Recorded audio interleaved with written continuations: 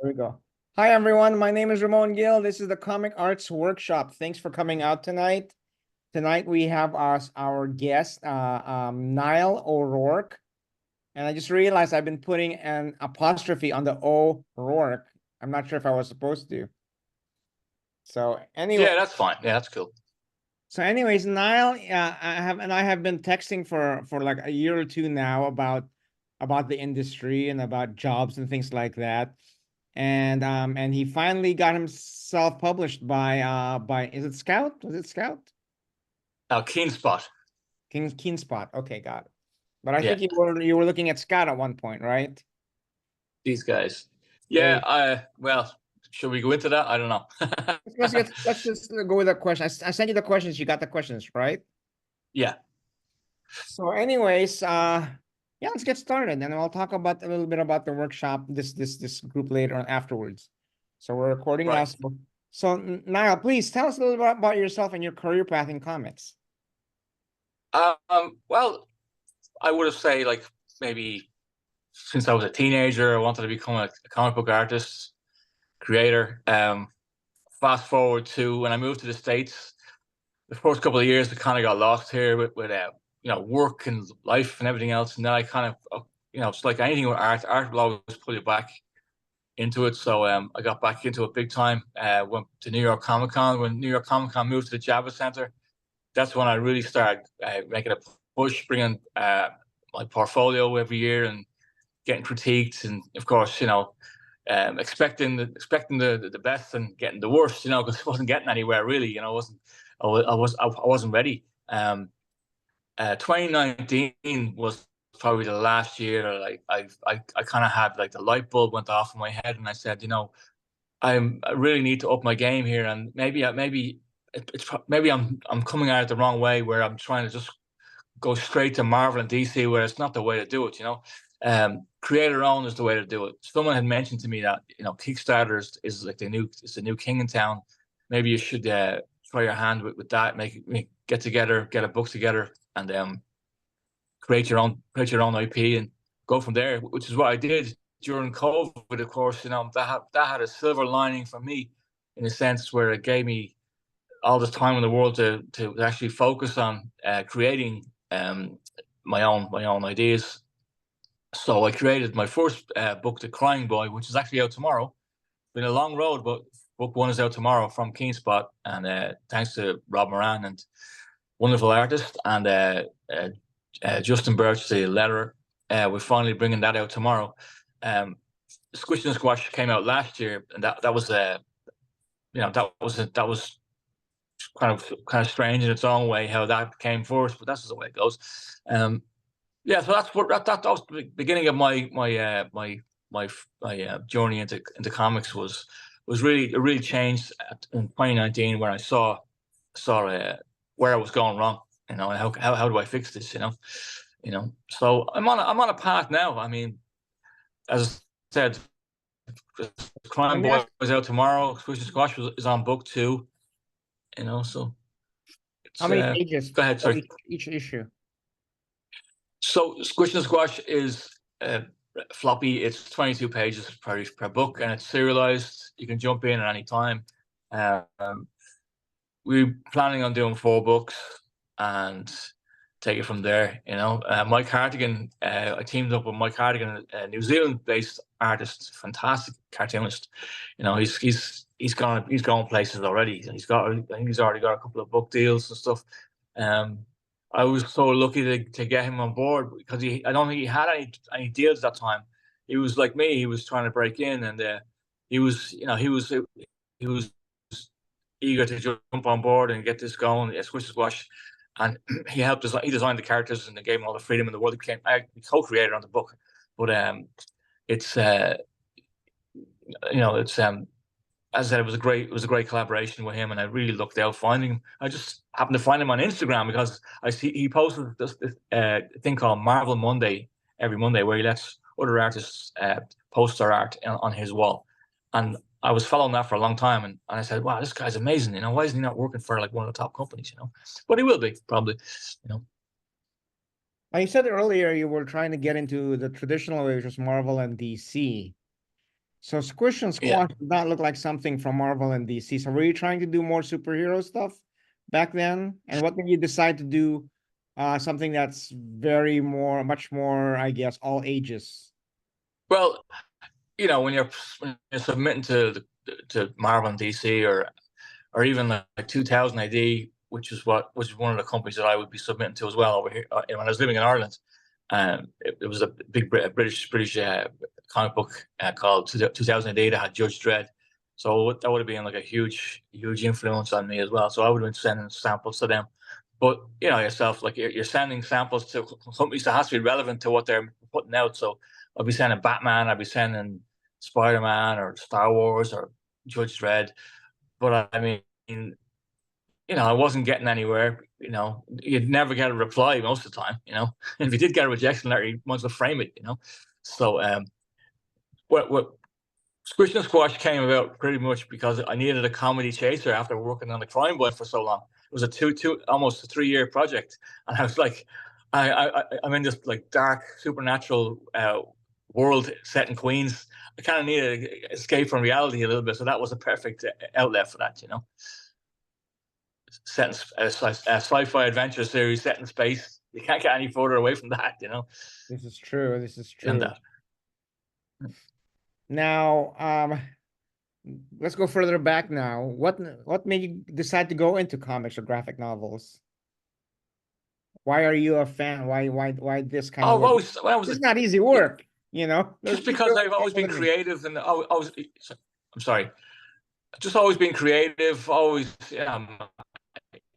since I was a kid, a wild imagination, and the perfect way to use that is words and pictures. Like anybody else that gets into comics, we have our imagination is endless. We just don't have enough time to do most of the things we want to do.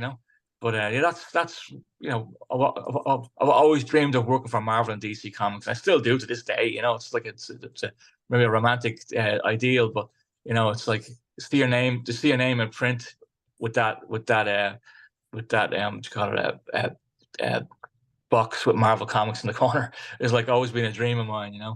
So But it sounds like I it's guess still a dream of yours, right? Like you still would you would yeah, love yeah, to yeah, get into yeah. Marvel I and mean, DC. that's what you can't. I learned very quick. I learned well. It took me a while to learn this, but meeting professionals at Comic Cons, they would tell you're not going to get into Marvel Comics, DC Comics straight away. You're going to have to start with one of the smaller publishers. So here we are today. I'm doing that.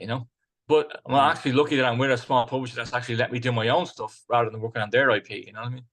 So Right. that's great. Okay. What's your creative process like? How do you come up with the idea for Squish and Squash? And then how do you come up with the stories, things like that? So Squish and Squash.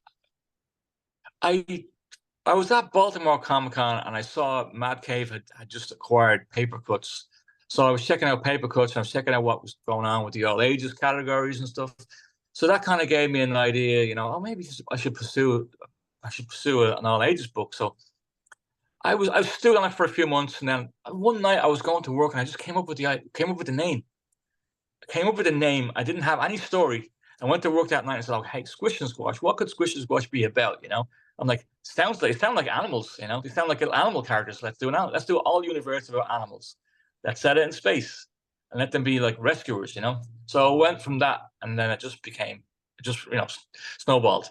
Oh, I mean, it was over like a week. I think we developed the first book, and Mike got together 6 pages, and we were shopping it around after that, and it was, we had some interest from, we had Scout, we had Paper Cuts, we had a bunch of different companies that we got an offer off one or two of those publishers, but we ended up going for Keenspot because I liked what they were putting out, and they're very, I got an email off them like within a week. It was great, Whereas other publishers, like if you wouldn't get an answer, be lucky. But going back to the creative aspect of it, the yeah, I wanted to have fun, obviously, with a new story that I was going to create. So I came from that aspect. Saturday morning cartoons, that kind of stuff. How do you and make a serialized, make a 22-page comic book, maybe 4 books put all together in a trade. That's where I was coming from. Now you said you had interest from a bunch of other publishers. Were you sending out pitches, or or did they just see your book? We had the 6-page sample and we're selling it with the pitch. That's what we did. Were you were I guess you they want us. were you They mailing out want to physical see. copies, or were you emailing them PDFs? No. We just had we didn't have anything physical at that stage. It was all the PDFs at that stage. Got it. We didn't. That's the way I've always done it. I did that with the Crime Boy as well. When I was sending that around, we had a 6-page sample. That's just my MO. That's the way I did it. I don't know if I'm following a guidebook by doing that, but that's just the way I've been doing it. Well, it seems to have Is worked. there a guidebook? I I mean, don't you got the know. job, but you got published by KeenSpot. So, what's your well, after they picked up Squish and Squash, and they were great. They're great. The KeenSpot have been great too. I highly recommend them. If anyone has a book out there they want to pitch, I highly recommend where are KeenSpot they to based out of? send it in. And LA. LA. They're really good. They're really very, very responsive, very fast with responses and emails and texts and what have you. And so I just said to myself, I'm not gonna spin my wheels any further when it comes to the Crime Boy. I'm gonna send it to KeenSpot. And they took it. It was great. Now, after being published, what are you doing to promote it, or is KeenSpot doing all the promotion? Well, they had it in Diamond catalog. But when it comes to what I learned, when it comes to having a book in Diamond, it doesn't matter if you have a spotlight or if you have a center page. When I called,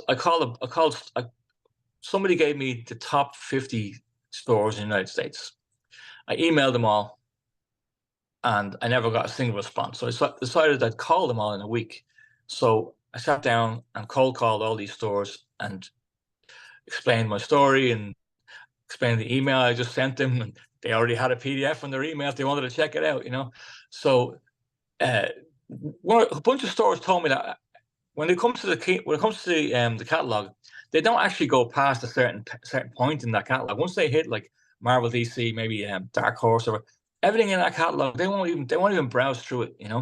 So I could be sitting there with like this glorious spotlight for my book that's in page 400. The store isn't even going to look at it. And that's what a couple of stores told me, that they just get what they think is going to sell, and they're not going to scout any further. So I had to do all that work to get. Well, this was for the Crime Boy, and Squish and Squash had already been out, so I was promoting both books, but primarily the Crime Boy because it was at the FOC that week. And after that, we had gotten, like, our numbers went crazy. That was all because of reaching out to stores, and you got to build up a relationship with the retailers. So another thing they don't really tell you when you sign up to become a comic book creator is that you have to actually go out there and promote your own stuff. That's the way it is now. Unless you're a name, it's a different Right. story. But you're starting off from where I'm starting off, unknown. You kind So of have to put yourself out there. when you say that it blew up right after you made those calls to the stores, Yeah. how many? What's the average amount of copies that a store orders? Do you know, or are you pretty? I don't. For an independent book, I would only say that probably only maybe 4 or 5, maybe tops. When it comes to an independent book, but I mean, we're talking like I'm talking like calling multiple stores, like and they want all the variants and everything else. That changes everything, of course. But you're fighting for shelf space. It's like Right. it's really just rough. And of course, if you watch a lot of the YouTube stuff that's going on right now, and all the stores are complaining about the actual quality of books that are being put out, which is affecting everything else. If Marvel and DC are hurting their bottom line, it's going to hurt my book. So yeah, it's kind of imperative now that as a creator, you actively promote your own book. It sounds like I'm gonna have to do it for everything. it sounds like Sorry. it sounds like you've learned a lot in this journey. But what's something that really surprised you about this industry or about this career? Well, that was one thing that really surprised me was the the distribution part of it, because it's so easy for people to, oh, I'm in Diamond, I'm in previews, yeah, celebration, and you just sit back and watch the orders come in, and it didn't happen, it didn't happen for Squish and Squash book 1. So I learned the lesson from that. I'm like, hold on a minute, don't sit back, just keep promote the hell out of it. I'm on LinkedIn. I do a lot of promotion on LinkedIn. I try my best with Facebook and Instagram. Yourself, the algorithm, you get the same 20 people liking your stuff all the time. But yeah, it's like you kind of have to be a salesman, as well as a creator, and it's it can be, you can have your good days and your bad days, and you can say, oh my god, it's a lot of work, but it's also like it's also, you get a lot of satisfaction out of it when you see the results, like everything else. It's like when you create your comic book and you see it come together, you go, oh my god, all that work was worth it. You see it in your hand and you go, oh my god, look at this is cool. It's also the same thing when you hear back from your editor that, like, wow, you just got like a couple of thousand orders from the book, whatever you did worked. I'm like, yeah, I have to find out who gave me the list. This is like the second interview I've done, and I've mentioned this story, and then whoever the guy whose name was, like, gave me the list, I got to look back through my messages to find out and give him Let me credit ask for you it, because one he more gave me like a question. spreadsheet of the top 50 stores in the United States. That's pretty good list. Yeah. Let me ask you one more question. I'm gonna open it up to the attendees for questions. When you got the contracts from the publishers, did you have a lawyer look at them, or did you just kind of like, go over it yourself?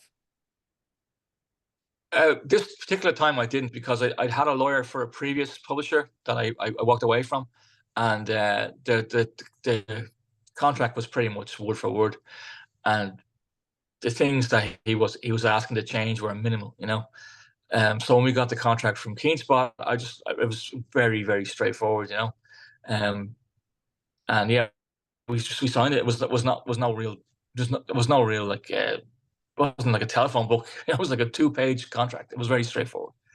Got it. Okay, guys, if anybody have any questions they'd like to ask Niall, and I know that Glenn is having a hard time with his mic, so you can text your question in. Okay, anybody?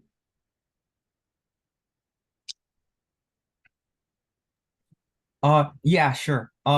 So, How's it going?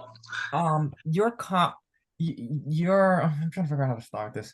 You wanted, okay, so when you finished your comic, how did you go about having sharing it with people to determine for them to give you their thoughts on the story, and then like similar to how it's done with like prose, like chapter books, like you finish your manuscript, then you send and share it with people, because I know that the script is different. Writing a script for a comic is different, so I'm curious, like, if you shared a script with people, or maybe like an outline of your plot. Yeah, like a beta reader. I see Glenn's comment.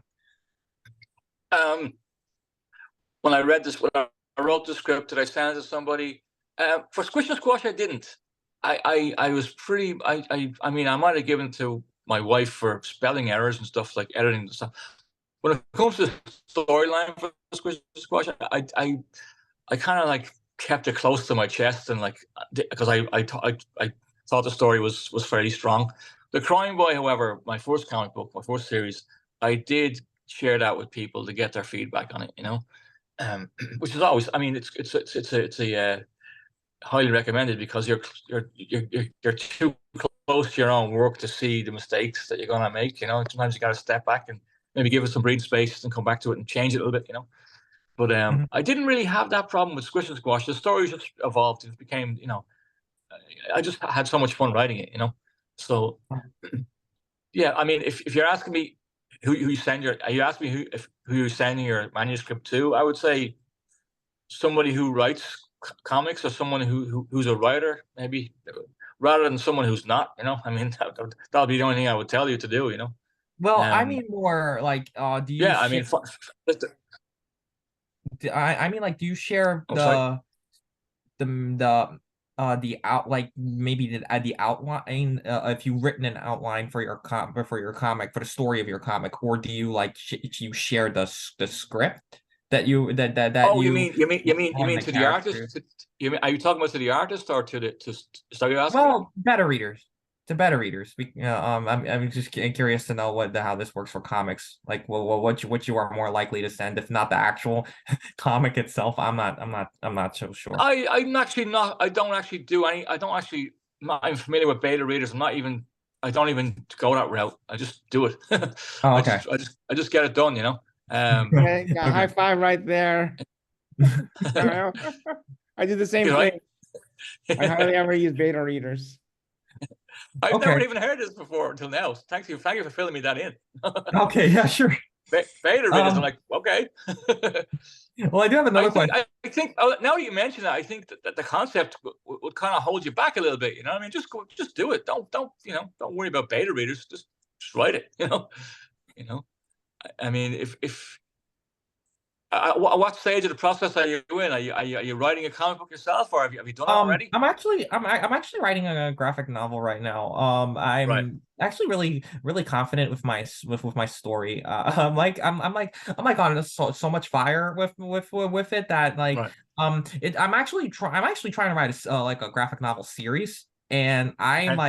I'm like currently like actively writing like my sequels right now, because I wrote the outline for the whole thing beforehand, but I ran into a little bit of a wall with two, but I finished. I broke it, and now I'm like Yeah. zooming past it. That's But great. That's great. You yeah, know, as I said, just yeah, keep going. You know, keep yeah, doing I it mean, because you're gonna love it. You're gonna love it when you see it in your hands. You know. yeah. I just need to finish one. No, I need to like do some editing in Yeah, one. don't be putting pressure on yourself Right. that you have to do a series. Just do one at a time. You know.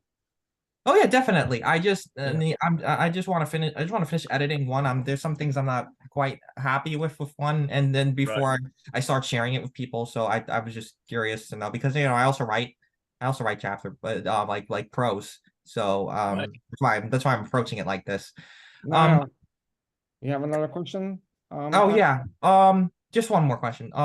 Who did you say? What did you say you recommend pitching your comic to again? Everybody. Okay. Well, what I did was, and there's no secret recipe for it, but I went to a comic book store and I went and checked all the racks and found all the independent companies that were out there and pitched to everybody back when I first started doing this, you know.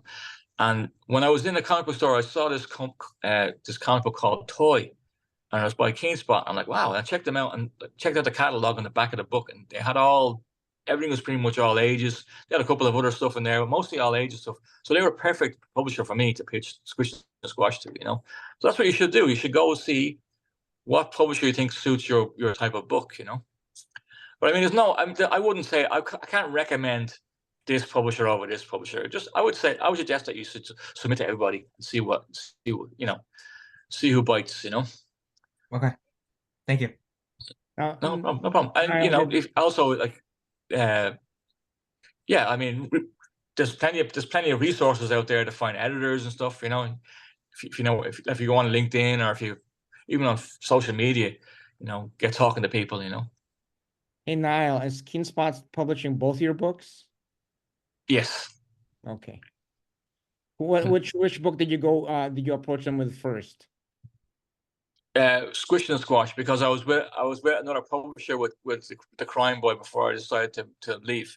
You know. Got it. Okay. So that's why Squish and Squash came out first, because the Crime Boy was pretty much done. You know, I was sitting on it. I just hadn't. We were sitting on it for so long that I was like, the book is this. You know, 4 issues sitting here ready to go, and we're still waiting for this publisher to make up their mind. And they've since gone with like all licensed books. So I guess I was a casualty of that in a sense, you know, Right. which is fine. You know, I'm happy where I am now. KeenSpot, great, you know. Now, does anybody else have a question? Go ahead, Robert. So, first off, I'm curious if we can get that list you told us about. Yeah, absolutely. I'll send that list to Ramon when I later on. No problem. So the other thing is, I was just curious. You brought up the subject about building a relationship with the people who sell the. Retailers. So can you elaborate on that? Can you like share us an experience of what how a good experience with it, and maybe like a bad one, just to get an idea of the game. Well, I mean, there's only a good one. There can't be a bad one, you know. Right. That's up to you, you know. It's like, so all I did was I emailed them all and I explained the whole story with the books that I had. Gave them PDF copies of it in the email. Didn't respond. They didn't get a oh, sorry. They didn't. Should I wait for them to come back? Ramon. Oh, there you go. You're still there. Yeah. Yeah, Sorry about that. sorry. All right, so what I said I would email the stores, send them a copy of your book. Don't expect a response. When they don't respond to you, then get on the phone, call them, and say, "Hey, it's me. I sent you the copy of my book. I was wondering, would you be interested in ordering? It's currently in previews, and the FOC is next week, for example. And hopefully, you get the FOC? manager or store owner on the line. What's an Final FOC? order cutoff. Oh, okay. And It's what is called that? FOC is final. Okay, let me explain to you. It's called final order cutoff. And are you still there? Yeah. So basically, previews gives the stores a deadline to order the copies 2 months in advance, right? And in the catalog, it will give them the date where they have to order. They can order up until. So the comic book publisher knows how many copies it has to print. So it's called final order cutoff. So as a creator, we know that too. So we can, as I said, get on the phones and get those stores to order the copies before they miss the final order cutoff. You know what I'm saying? So basically, the stores had to order the books from Diamond before, and the Diamond told your publisher how many to print. So let's say, for example, this month, right now, the Crying Boy #2 is in previews, which it is, and the final order cutoff is February 29th, just for argument's sake. The stores have to get their orders in. Then Diamond says to Keen Spot, "Oh, you have 4,000 orders." So they tell the printer, "We got to make 4,000 copies." It's as simple as that, you know. I mean, it's not as simple as that, but I mean that's as much as I know about it, you know. So they can turn around and say, "Oh yeah, we did great, you know. The numbers were great, you know." So that's what final order cutoff is, pretty much, you know. Got it. Okay, thanks. That's what. So yeah, building up a relationship with retailers, you know. For example, I had a Kickstarter for book 2 of The Crying Boy. I have tons of them sitting here. I'm going to send every store on that list a copy of it, just to keep the train in motion and say, "Listen, by the way, here's a preview copy of book 2. It's in previews right now. Are you still in? If you haven't already booked or ordered the first book, maybe it's something you'd be interested in. Here's a copy of book 2." You know, just get them interested a little bit, you know, because stores they're all passive. They're not going to read it. They might not read my email. They might not even see my Facebook message, but they will answer a phone call, you know. Got it. Wow. That's pretty scary thing to do, is call people nowadays. And it's old school, right? I mean, Yeah. that's the way it is. The world we're living in, you know. Unless you're a name, you know, unless you've got a huge TikTok following or something, you know. Right. Jill, you have a question? Well, that's what I was just going to say. Wow, how old-fashioned and how effective. Yeah. That's what I was thinking too. I'm like, I feel like I'm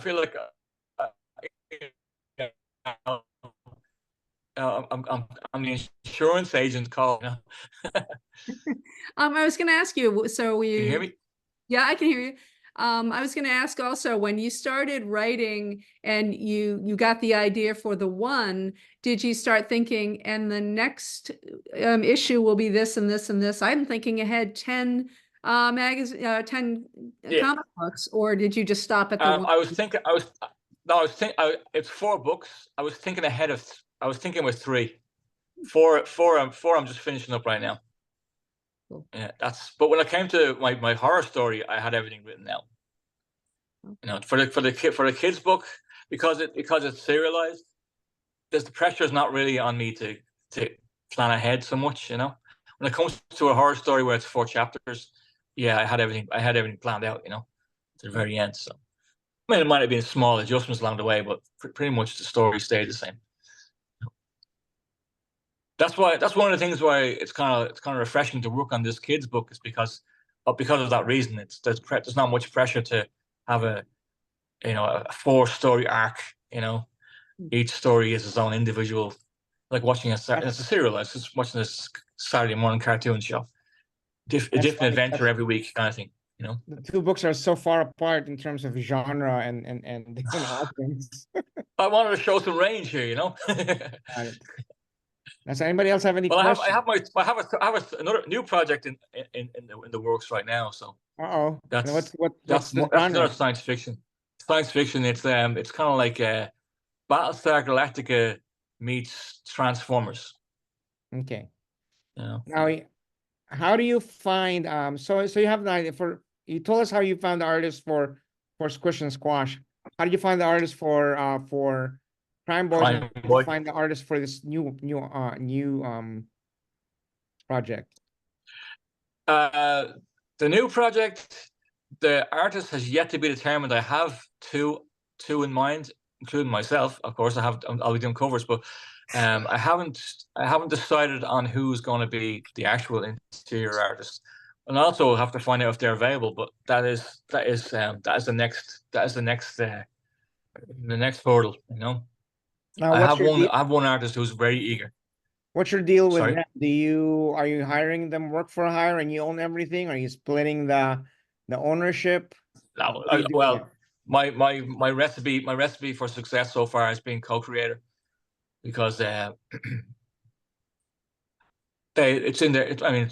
That's the way it's been done. If they want to get paid, they do. But it's also at 2 different occasions I've had the Crime Boy, the artist wanted to be co-creator, and I was fine with that. So they're co-creator, but you also give them a page rate? No, we both sink or swim. Wow. Based on the book. Yeah. That's a testament to their confidence in you. I hope. Right? So anybody else have any questions? Guys? I have a question. Hi, my name is Baker. This is my first time here. Hi guys. Hello. Did you change so just like he mentioned before, it's a big difference between the genres that you're writing for. Did you find yourself like changing like the template and how you write because you're writing for all ages and kids now, or did you still keep the same format? I don't know. I just kind of came natural to me in a sense, because you're writing comics. Comics are structured in a way. It's just the content that's going to be different. You got to stay away. It's all ages, so you got to stay away from adult themes. Like I made the characters rescuers as opposed to anything violent like soldiers or police or anything. I stayed away from that. So they're firefighters in space, basically. They're coming to help you versus coming to attack something. You know what I mean? So that's the way I wanted the storyline to give, to be role models for kids, I guess. In a sense. That's pretty much where it was coming from. I wasn't thinking too deep into it. It was just like I wanted something light and fun. Yeah, no, that makes sense. Okay, we have a question from Glenn. Are there any online communities, Facebook, Twitter, or Reddit, that have been helpful for promotion? No, Kickstarter these days is pretty much that's like the algorithm is a killer. I would say you've got a better reach if you post a story in Instagram. You'll get more viewership, or if you do a TikTok video, that's pretty much the way to go. Facebook is pretty, it's a tiny fraction now. That's been my experience. I think Facebook is great for networking with other creators, but as far as getting people to buy your book, Facebook is like, here's a photograph of what I had for dinner. You know what I mean? Yeah. Exactly. Yeah. So anybody else? We have some other new people here. Anybody else have a question? Okay, I have a question.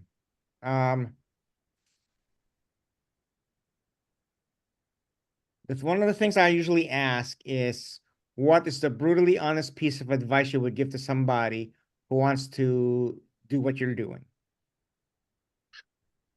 Don't come in expecting to make money.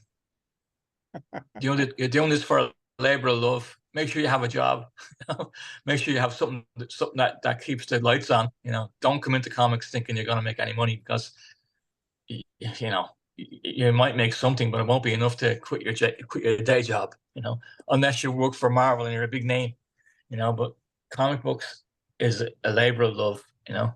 And if you approach it from that aspect, you'll never have a bad day. You're gonna love it. One of my favorite quotes was from Jim Zub, and he wrote that I'm writing Avengers, but I still keep my day job. Yeah. I could see that. Yeah. Yeah. Well, I hear the page rates haven't changed much over the years. Right, exactly. So, okay. So, anybody else? So, what's next for you? You have this new science fiction book, right? Well, so I have Squish and Squash and the Crying Boy on the shelves up until August of this year, and then it's time to work on something new. Whether I'll have it ready to come out by then or not, we'll see. But I'm riding the wave with these two books now. Are you planning to do more issues with Squish and Squash? That's up in the air, because I said the co-creator Mike Hartigan is super busy with his books. So we'll have to figure out what's going to happen, But as I said, like I'm in your local comic book store until August of this year, and then I'll see what else I have up my sleeve, But, and local for you, it's yeah. New York, right? Yes. Got it. I'm in Queens. Yeah. So yeah, I mean, I'm living the dream right now. 2 comic books out. It's great. I have to pinch myself. And I'm on your show. This is great. Whoever wanted to talk to me. People want to talk to me about this stuff. It's crazy. Awesome. And you got my email about White Plains Comic Con, right?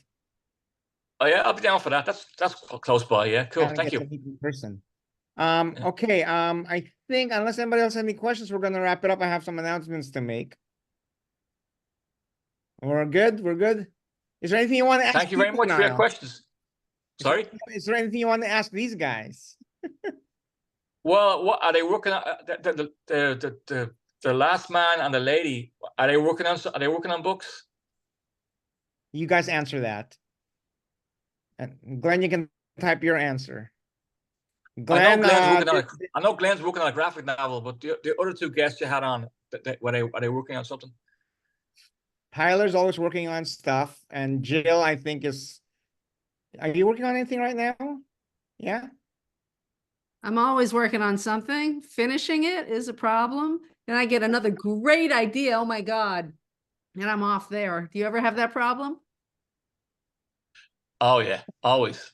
But yeah. But I mean, it's you gotta stay focused on the one, Just get it done, Well, you sound very practical. Get it done. You sound like a practical guy do you have an artist? I mean, it took me a while to get here. I just want to share something about ideas. Yes, I have a file on my phone with all the ideas that pop into my head, and I write it down. And half the time I just write down a few words and I can't remember what they were about. It's really bad. I need to put more of a description to the ideas. I come up with an idea and I realize it's already been done, and then I rework it. That's how I do it, Okay, so let me share because it's hard to come up with a really. Thanks so much, Niall. Thanks for coming out, and I can't wait to. Thank you very much, guys. I really appreciate it. See you in I think it's May for White Plains. Right. If anyone's going to a local comic book store tomorrow. So go to the comic book store and get a copy, right? The Crying Boy. Out tomorrow. Awesome. Do you know which comic book shops I have them here in the city? I know Midtown has it. Okay, awesome. Midtown always carry our Keen Spot books. Actually, I'll probably go there tomorrow morning. Usually, when I finish my night shift, I've gone every Wednesday for when my books have been there, and it's so weird because there's a line outside the door at 8 o'clock in the morning Only in America. Only in Really? New York City would you have that for New Comic Book Day. I'm sure there are lines in other cities as well. I mean, maybe, but I mean, it's such a New York thing. Like, they're not even selling coffee. They're selling comic books at that time in the morning. No. Yeah, I posted a link to my website because I finally got a lot of the previous interviews and recordings on my website. It's under media, because we used to have a separate Comic Arts Workshop portal, but I stopped paying for that. So all that content had to get moved. So now if you go to my website, which is in the chat, and you click on media, you will find a lot of the interviews from the past 2-3 years. And before that, I only have audio, so I still have to upload those. But there's a bunch of pretty good ones in there, and it's not a professional podcast. It's just basically a Zoom recording, but but I think Right, there's a right, lot right. of information in there. And Yeah, eventually you know, this recording is going to be on there. right, right. So Well, feel free to check thanks it for out. having me on. Sure thing. And yeah, so please go out there and pick up a copy of Crime Boy, right? Thank you. Crime Boy. The crying boy, yeah, Crying like Boy. tears. Yeah. And we're trying. I know for a fact that that Jonah Newman is going to be our guest speaker in April, and I've got a tentative yes from Amy Chu. We just have to hammer down a date. And we had so much fun with Jamar Nicholas 2 years ago that we're going to do it again. So he's coming back. This is that White Plains. No, this is just for other featured guests for this show. Oh, okay, gotcha. So Amy Chu. So Jonah Newman is definitely, we already locked a date on that. Amy Chu, we're still trying to lock a date, and same thing for Jamar. But Great. Jonah is definitely for April. Okay, guys, thank you so much. Niall, thanks again. Thank you very much, guys. And I'll Appreciate see having me you on. later. Thank you. Have a nice night. Bye-bye. Oh, by the way, the Jonah event's going to be live and streaming, okay, in Chelsea. Cool. Bye-bye, guys. Bye-bye. Take care.